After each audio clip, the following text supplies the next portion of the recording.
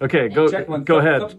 Okay, you can go now. Okay. Cue, Hi, everyone. Cue Shane. Welcome to your new favorite bookstore. It's my standard reading for everyone. I'm only going to do it once tonight. Fiction along the wall, skeletons and weird shit. I don't know what this purple thing is. Good soap. Happy to have Scott Woodham here reading, which just adds feathers to my hat of credulity. Exactly. I made that up, I think. Close to a word. A lot of you guys are patrons who have helped and donated stuff and labor and time and advice and everything. Jesus fucking Christ, Amy. Oh, wait, you're not Amy. No, it's Sam. Hi, Sam. I thought you were Amy with Sam. totally perfect. I'm so sorry. Welcome to your most new dangerous bookstore. Oh no. So in light of the old dangerous poetry we used to do, we're going to do lethal poetry with Scott Woodham tonight. Again, welcome to the underground. Glad you could join. We'll hang out. He'll read for 30 minutes and then we'll mix and meet new friends, old friends, and have some fun. And I'm pretty sure every one of those boxes next to the piano are water with different Kool-Aid drops. Period. Thank you very much. Give something up for Scotty. Wow, thanks for everybody coming. This is great to see so many familiar faces. It's so great to see everybody come out. I've missed everybody. Sorry I haven't been back in so long, but you know how life goes, right? Ogden is really special to me, not only because my mom's family's from here, but also because this is where I kind of became an adult human being with a conscience. And I think that's even more important now, having a conscience. I want to, before I start, really thank everyone from the bottom of my heart for being here to celebrate creation at a time when the forces of destruction are gathering. This is so important for us to be here, do this in fellowship, and I really appreciate it. So thank you so much for coming, and give yourselves a round of applause for that.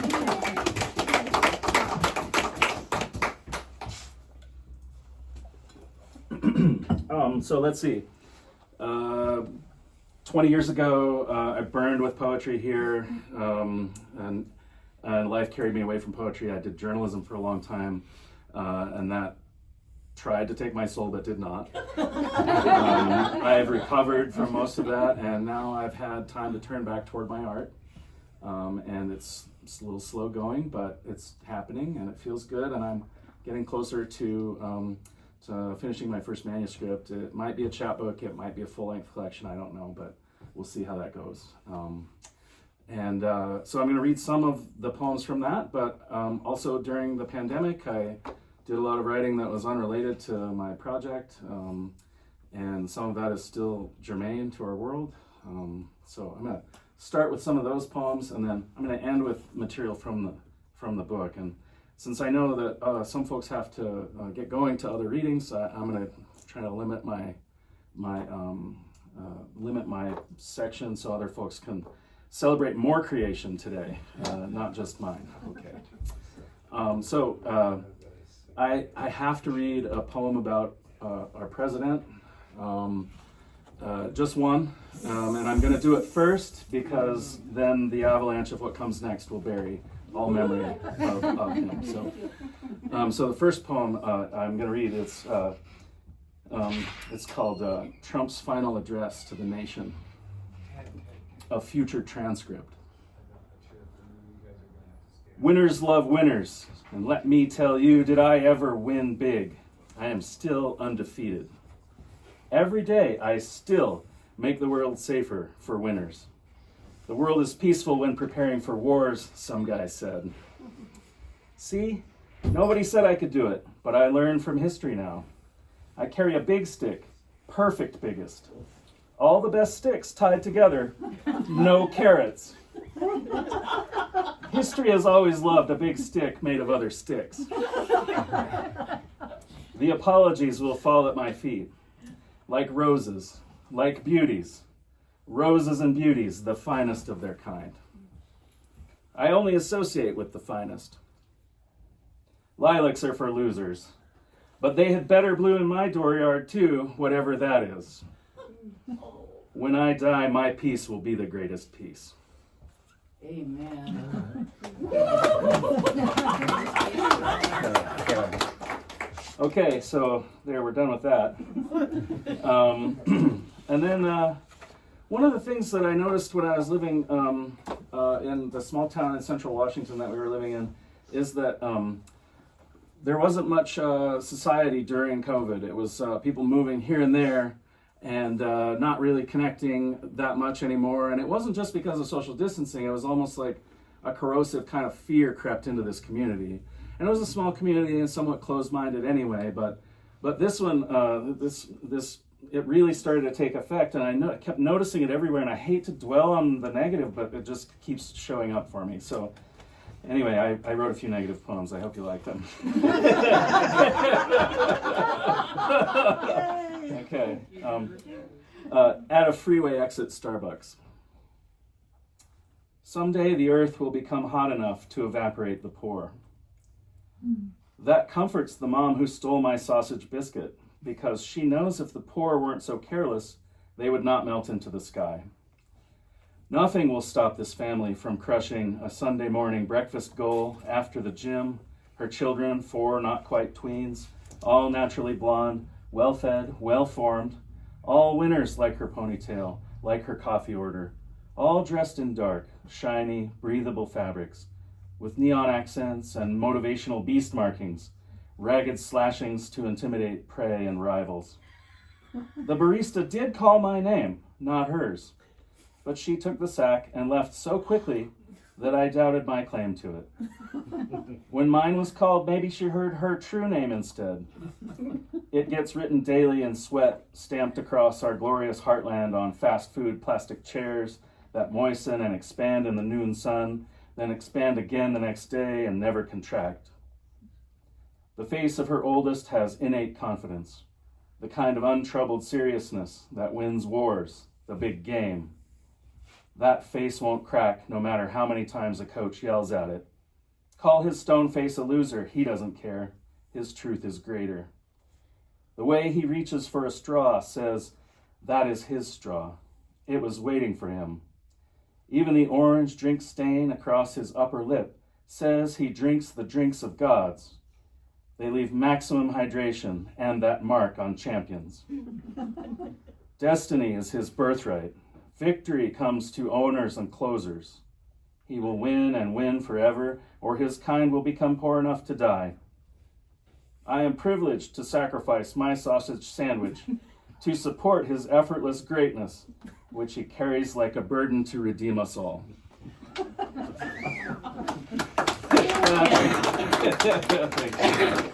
Thank you. Okay. Do you know this phrase? Hi, welcome. Good to see you.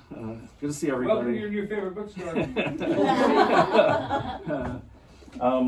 You remember this phrase, hard power? It was bandied about in the news a lot. No soft power, hard power. And I just was fascinated by that phrase. Contains so much to think about. And so this poem is what came out of that. This also was an exercise in self-reference. This is a little craft note. I like poems that refer to themselves, but because it's all lies, you can't really, self-reference doesn't really work out logically, so it opens a window into illogic, and then anything's possible. So anyway, that's a craft note about what's happening here. And it's called Hard Power Poem. No one can weaponize this poem. Maybe others, but not this one. This poem glistens. This poem incubates lust. This poem reeks of the first rut conducted without any antlers.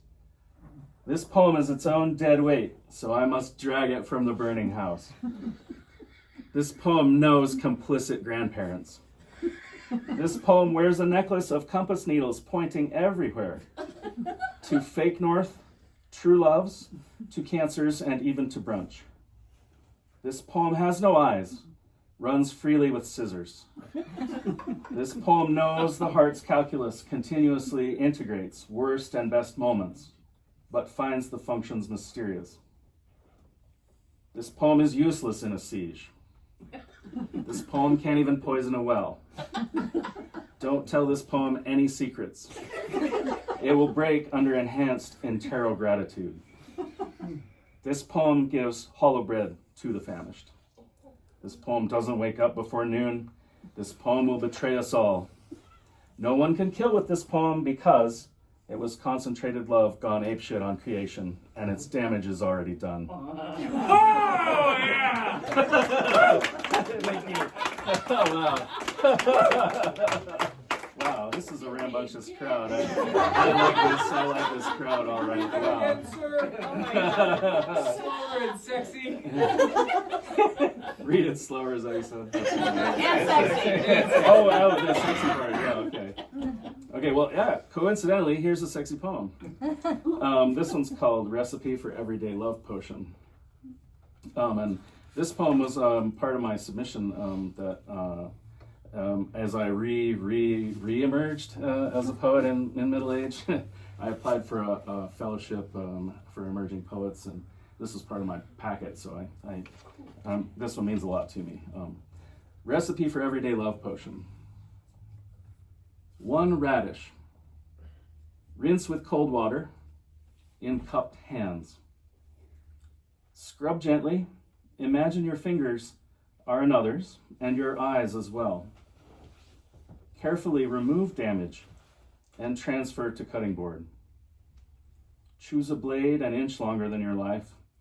Rest it above the radish, blade facing out and toward the self. Take 5 deep breaths while looking at least a mile out the nearest window. If your view includes a prison, state capitol, mini-mall parking lot, or another house so close it's identical to the one you and your radish are in, relax your eyes into double vision. Hold that door open for fellow prisoners at the breach where the 2 scenes of reality bisecting your head meet. Pick up the knife and leave the root thread long. Trim the greens off just above the globe, so the stems resemble fletching on some bulbous, droopy-nosed novelty arrow that Cupid would only use hungover or on hopeless cases. Serve the earth's most beloved radish with a smear of butter and a small cascade of salt on a side plate to the object of your affection. Tilt the plate at release so that the radish rolls around and around on salt grains, glances messily into butter, and goes still. By the time the dance stop a second time, the potion complete itself and love will absolute.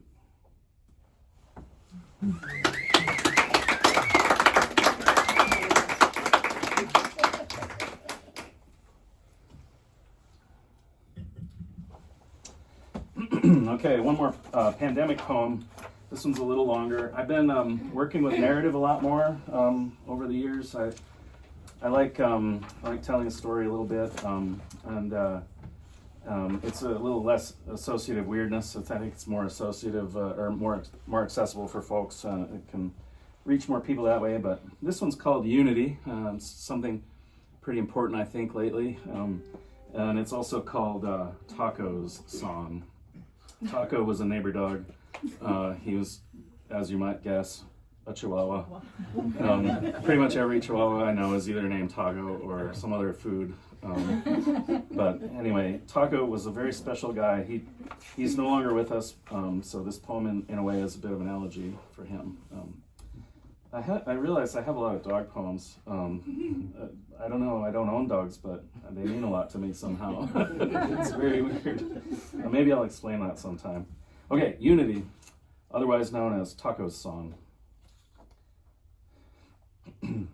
Some neighbor has been shitting dogs in our house's blind spot for months now, about every other week. Pandemic within pandemic. One neighbor house's dog, Taco, runs loose a lot, but he's probably only 60% of the problem. I know when he's been around because he's small and so's his shit. He also buries his transgression neatly with a loose haystack of lawn. That he kicks up toward doggy heaven. The rest is people walking their dogs as the oceans die, after work, before kids. But folks, we're trapped in history's darkest cycle. Taco shits at all hours and hides it so well sometimes I can't clean it up right away. And then every other dog needs to tell Taco he's wrong, but not with words. Dogs know whomsoever shits most farthest afield wins. But I wonder if humans taught them that. We're so good at telling everything that flies, roams, and shrieks in the night that our indelible waste marks our fragile presence, even when we try to conceal what we abandon.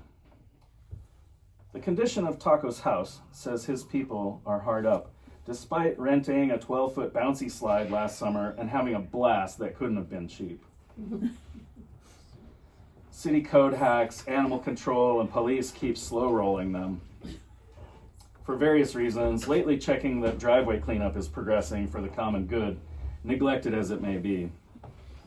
Finally throwing away the huge slumping pumpkin that had been melting into the lid of a garbage can since November probably didn't earn them any extensions, though that single act has increased nearby home values.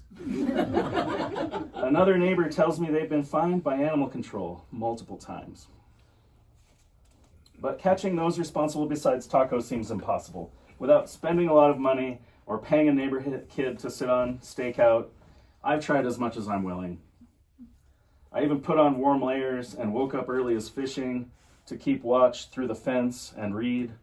Early morning, Saturday and Sunday, I thought was the routine, but work shifts rotate here like the planets amid the music of the spheres, and I had a peaceful morning watching frost sublimate off the fence. We put a small sign out that asks people to please be respectful and shows a red line around it and through a pooping cartoon dog. It's only been half effective. On Christmas Day, a snowfall let me track whoever left 2 fresh piles and clawed a lot of grass overnight. Bigger paws, 3 dogs, not Taco. Who is a steward of his domain and zealot for the status quo, even though his reputation suffers everywhere. Another neighbor allegedly shot him last year for shitting out of bounds over on that part of the block. Surgery and everything. He survived and wasn't very bold for a few months after, but his drive to outline his world in shit survived too. The tracks on Christmas Day petered out in a 4-house cluster more than half blight. And I wondered, what would be the point of me finding who's doing it? Say I trespass them. Say I confront them and they refuse to admit it. Say I call animal control every time Taco's loose. Sounds like a lot of hassle. And fines. And bench warrants pile up for people who already seem like they can't afford trash service every week. Plus, I'd need to buy a camera, save receipts, and take someone to court, and say they can't afford court or can't pay what they owe, and what would they owe anyway? The dogs will still need to leave the worst of themselves laying around because they lack a language, can only scream and bite when threatened by something incomprehensible. Whoever's shitting over our sign deserves something for sure. But I've decided, cleaning 5 to 10 piles of someone else's shit every month is how I'll be fighting for whoever that is. How much vengeance is available through forgiveness? A few days ago, I told Taco's mom I noticed they'd been doing well at keeping him in check lately. The kids swirled around her in COVID homeschool chaos, spilling out in the front yard. And she looked surprised, like she was ready to hear me chew her out. But she stopped and let out a sigh to say thank you for mentioning it, that they've been working on it, that hearing me say it was so important I don't even know.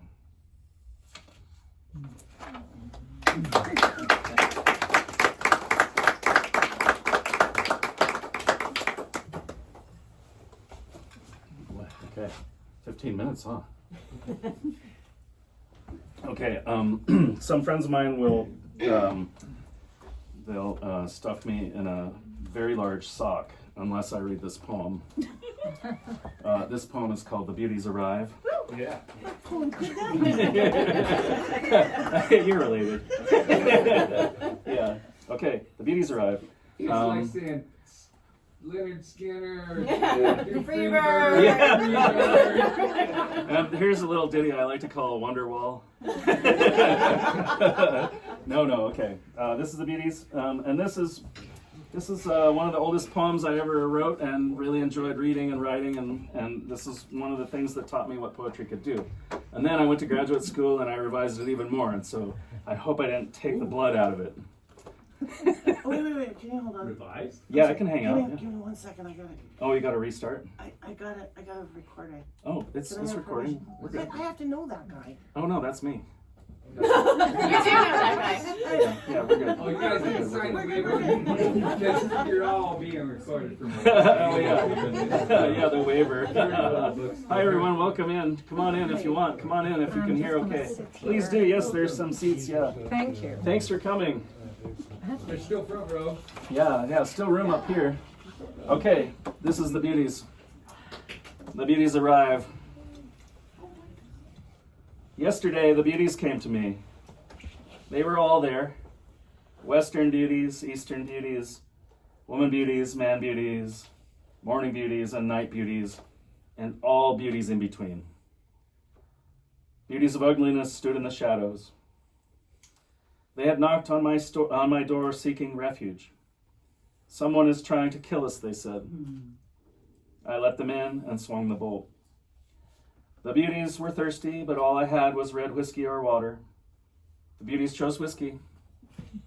They were shy at first, but once they loosened up, they upended my coffee table and started to eat my food. They arm wrestled on my kitchen floor and placed bets on each other. The beauty of peace won the pot hands down.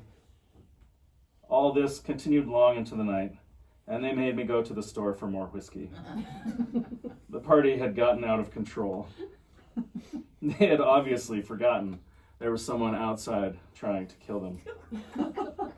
While I was gone, the beauty of love challenged the beauty of refused love to a fist fight. They were passionate fighters, and when I returned, I had to bind them both to end the dispute. The fight ruined the mood, and the beauties started to pass out. Draped over my furniture, curled up in sinks and under my bed, they hung themselves from doorknobs. They stuffed themselves into coat pockets, coffee mugs, and tea bags. Since that night, the beauties have moved in. They don't pay rent, they don't do their dishes, and they leave the lights on. But I told them they could stay as long as they need.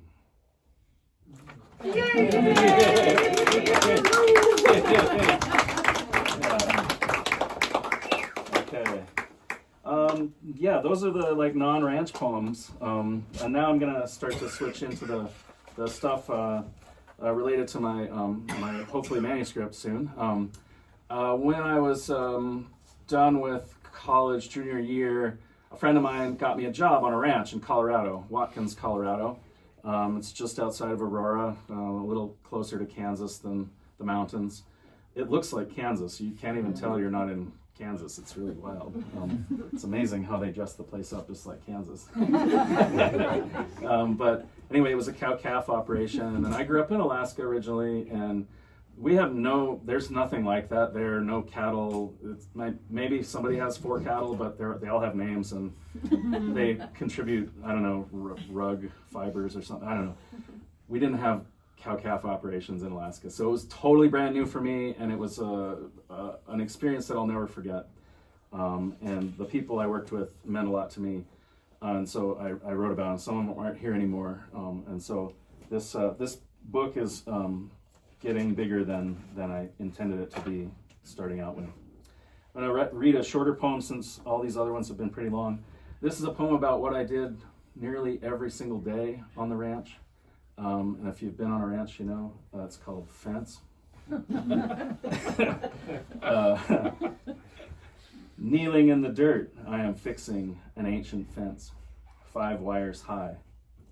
Above the earth so long it is gapped, rusted, and crumbling. This fence must be strong and tight to stand in the prairie wind until it is more spliced than wire. The new wire bends in smooth corkscrews around flaking barbs that turn to dust on my gloves. Sweat stings my scratches, reminds me to pull gently, to keep the face clear when stretching the past. Thank you, everybody. Yeah, forgive me. There's a lot of swearing on the ranch, I realize. This one's called First Week Fucking Everything Up. Keep in mind, I had never done any work like this before in my whole life, so this was all brand new. Get him back there. He's messing it all up, Chuck says to John. How dumb I must be. Hiring me was a mistake, even at 10 an hour, no overtime, and only Sundays off. And now John has to show me right, goddammit. I had stretched the whole paddock fence tight as a piano, as instructed. But left alone, the half-assed gate made of wood scraps, a couple thin tree limbs, and a bunch of screwy wire that wasn't ever very tight to begin with, but tight enough to do the job. But now, Chuck's anus is prolapsing because I'm about to break his whole operation by skipping something he never seemed to care about before. He doesn't want to hear excuses or apologies, just me doing it right or else.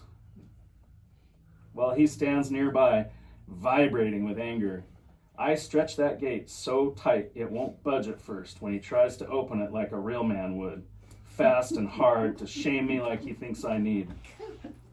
Shame on me forever, how long, how hard I made him hug those posts without love to throw the wire latch open.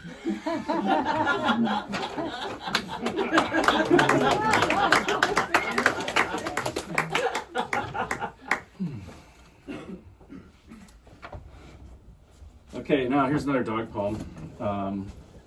This dog, boy, she was something else. You ever meet like a dog you think could graduate college? This is one of those dogs, yeah. Blue Heeler Heaven, that's the title of this one. And it also uses some repetition, like a little craft note here. And it's based, the repetition is based on the verb that cowboys use when they herd cattle and instruct dogs to do things. I learned that a lot of cowboys have their own individual things to say. And cows listen to them, I don't know how, but they do, and so do dogs. And so each section here is based on a different call. And that'll become clearer as I read it, but just a little context for you. Blue Heeler Heaven. Work 'em. Lacy dog works on disbelief. Lacy dog works below the hoof kicks. Lacy dog works up 100 head.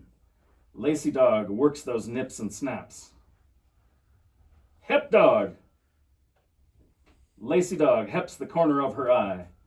Lacy dog heps so smooth and darting. Lacy dog heps the herd before we see.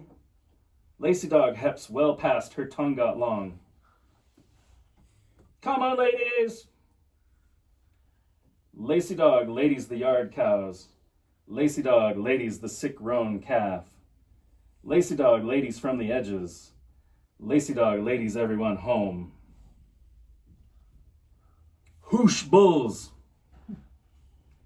Lacy dog hooshes baby bulls. Lacy dog hooshes through the sandy draw. Lacy dog hooshes cottonwood fluff. Lacy dog hooshes those sore paws. Herd 'em up. Lacy dog herds the ancient bull. Lacy dog herds the sunset sky. Lacy dog herds lacy dog at times. Lacy dog herds what's empty full.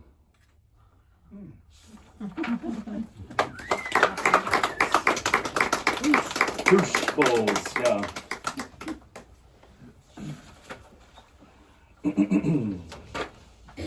How am I doing on time? Yeah, okay. Getting up there. You got 7 minutes. Okay. Then I'm gonna read. I'm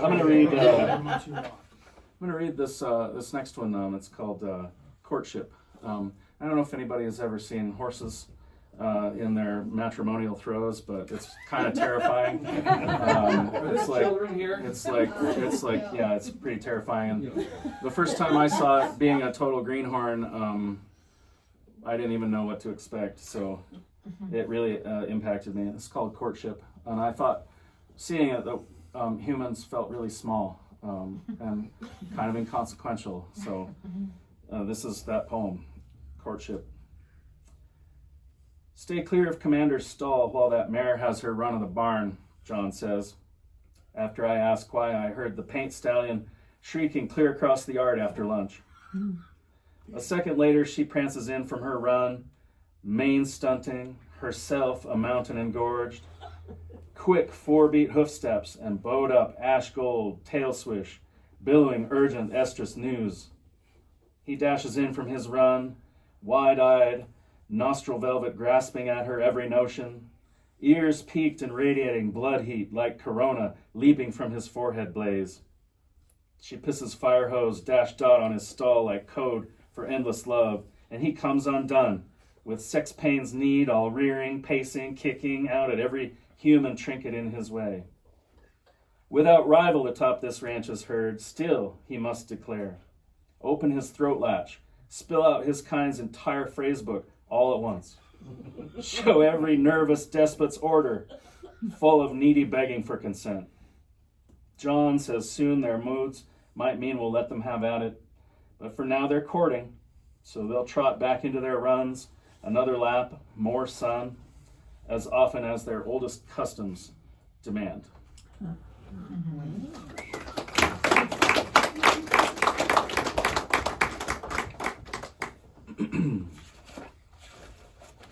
Here's a short one.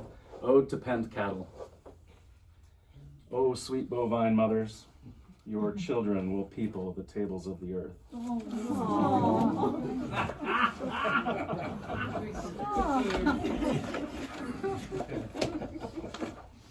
Notable tumbleweeds of Adams County. Thad ambling across the road toward lunch rush at Jack in the Box. Jan bouncing through Walmart, caressing clearance dresses, counting change.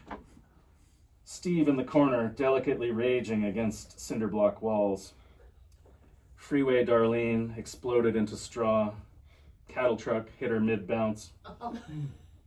Anonymous dozen, caught in a barbed wire fence, like flies with no spider.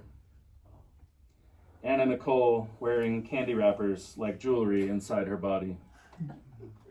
William hightailing the highway alongside us, rushing to his lover the horizon.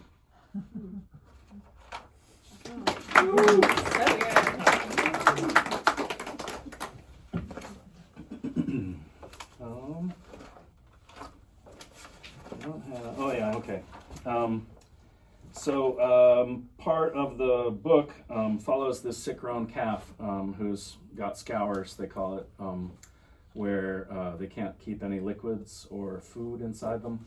And it's really a tragic situation that can't often be fixed if it goes too far. So even food can be really bad. And it's just a bacterial infection, among other factors, but it's real sad. And I didn't know that could happen. And so we tried and failed over and over again to save this calf.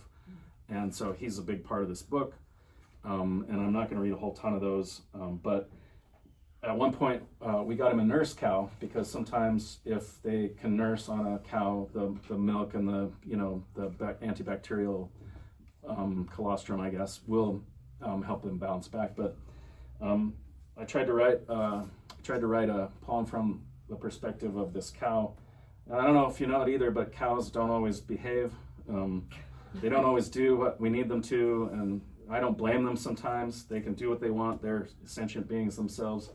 But this poem is called Call Me Doom Cow.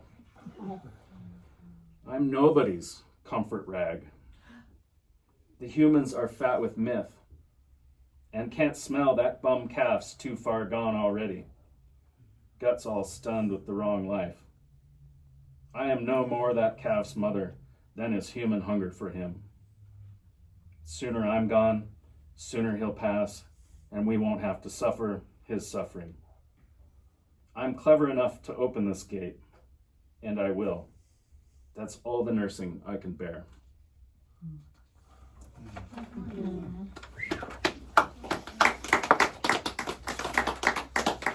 Okay, last one. This one's called Greenhorn's Prayer. I think it's a good note to end on. Greenhorn's Prayer. I will be a greenhorn the rest of my life, even though I spent some time on that ranch.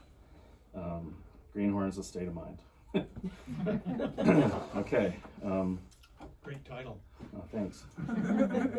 Greenhorn's Prayer. A cowboy's not supposed to admit lack, except as proxy for things he takes responsibility for.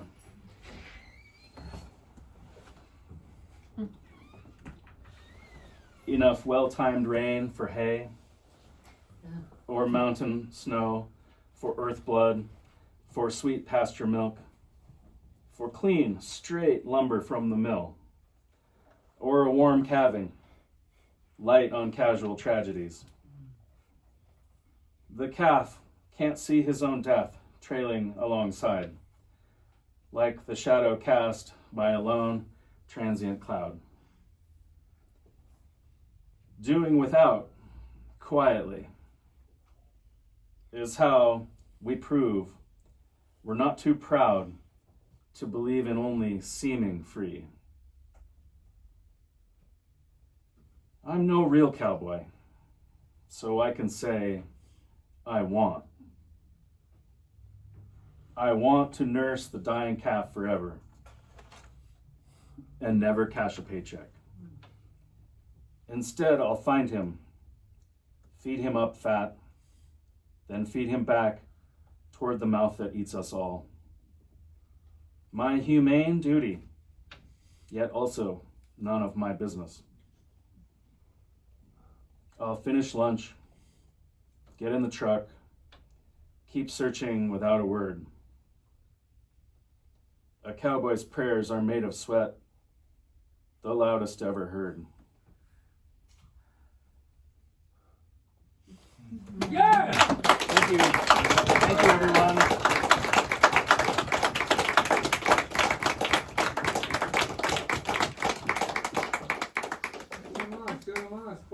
Okay, yeah, one more? Okay. Good thing I came prepared. And by came prepared, I mean did miscalculated the time. So, but if you have to go to the other readings, feel free to just bail. Thanks for coming. Is it? You're good. 6:32. Nothing compares to you. Oh, thanks, girl. My biggest booster, ladies and gentlemen. Okay. Okay. Here's a good one. Well, I don't know if it's good, but here's one. It's called confidence. Cleaning shop. Mud kept us from mucking the pens or post-holing the new fence line. So the top hand and I began sorting workshop junk as rain battered its tin roof. The shop was full of old parts and obsolete machines, but some machines never get to quit working. Drill press, grinder, vise, and anvil all ended paths through rusted fruit tins and coffee cans full of jumbled nails, screws, and bolts. John said, "Some of those shoes would make good hinges with a little work. Set them aside." Water leaking through the sill for years had soaked some cans of pony shoes. 8 inches down, they turned together, slow rusting one solid red-brown mass. Who could need 20 years of horseshoes, some built up on a side or a toe to match a long-dead gait? What about 4 small shoes with driven nails sheared off at the hoof sole? All stories I can't read yet. Then he asked me straight up, "Remember the other day I gave you shit about how much better I am at hammering nails than you?" He meant the day before when we were building bunks in the northeast pen, the dusty one with the 2-year-old bulls. He drove 20 nails a minute to my 4. Mine bent sometimes. Sometimes I'd mar the lumber, swing again, and miss completely. "Yeah," I said. "Well, what did you mean by 'this is your career'? I was just giving you shit. I thought we were friends." That day, so hot that panting larks held out their wings. Without John watching me burn nail after nail, without the sun, I could see how mean I sounded. I thought a while, then said, "I didn't mean to hurt you. If I did, I'm sorry." John blinked. The bucket of shoes at my feet was beyond sorting. "All I meant was, you've done this work most all your life. You should probably be ashamed of yourself if you couldn't swing a hammer any better than I can. I don't give you shit for not knowing what a comma's for, do I? It came out wrong. Then we were quiet. I joined him pitching brittle nails to keep them from important jobs. I can't believe he's kept all this shit, I said. Most of these nails are bad. John just nodded and said, old ranchers don't let go. Let's take a break.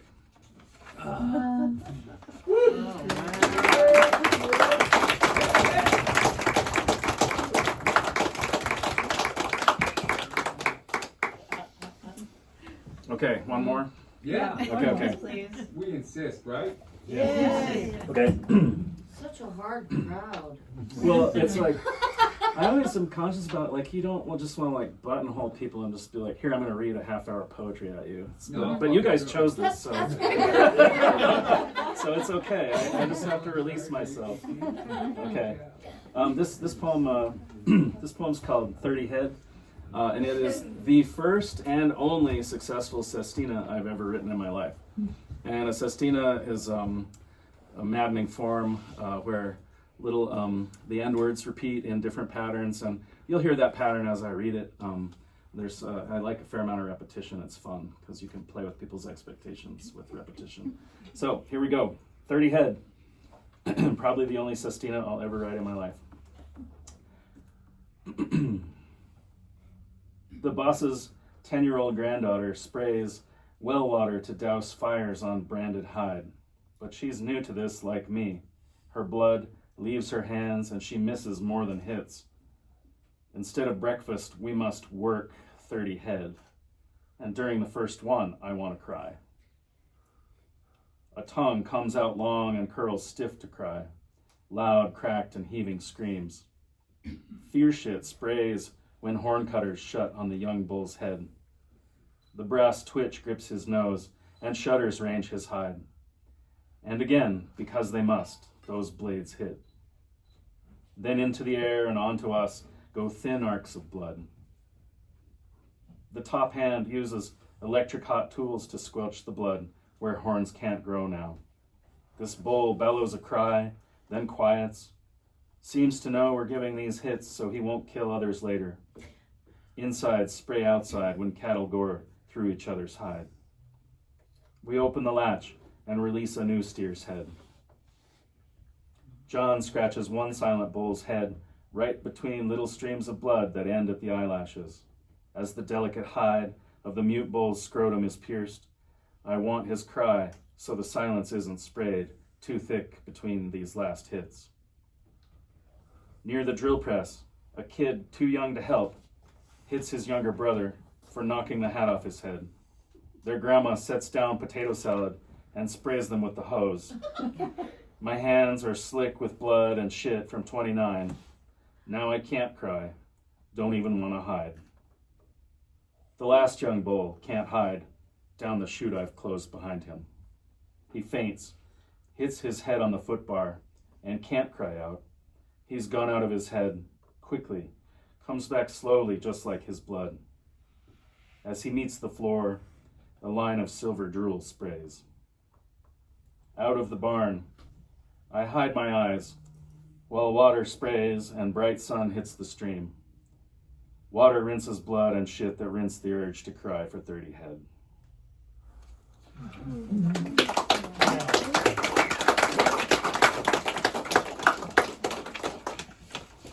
Okay.